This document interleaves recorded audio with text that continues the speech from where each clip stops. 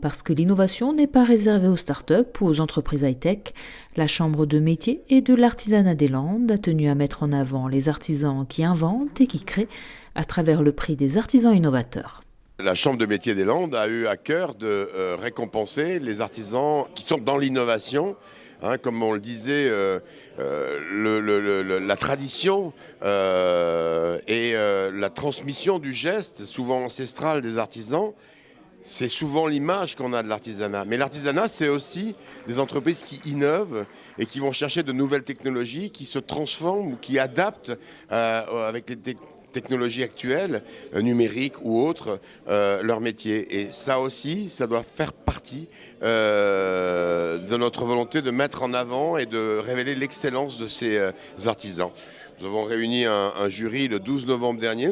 Nous avions eu un nombre important d'entreprises qui avaient été repérées, identifiées et dont nous avions à étudier l'innovation. Innovations qui sont quelquefois entre le concours Lépine et des choses plus, non pas sérieuses, parce que tout est sérieux, mais et des choses plus importantes. 3 entreprises ont été primées, l'entreprise Lassab avec le prix du nouveau procédé, le prix de l'innovation commerciale revenant à l'entreprise Axiom, spécialisée dans la domotique.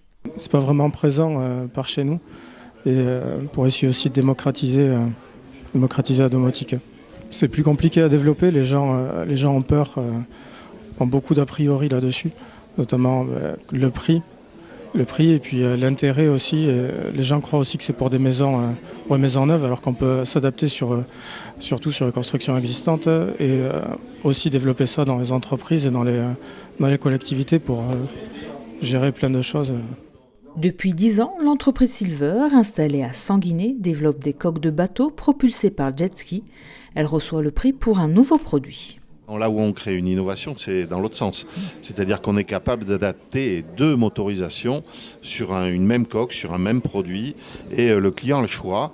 Et il a le choix après. C'est-à-dire qu'il peut commencer par un hors-bord et dire je veux un jet, finalement, et puis ou faire l'inverse. À la revente, il revend sa coque de bateau, et puis le prochain client dira non, finalement, moi je préfère ce bateau en hors-bord.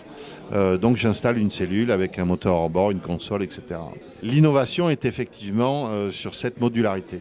Ces artisans landais sont désormais en compétition pour le prix régional.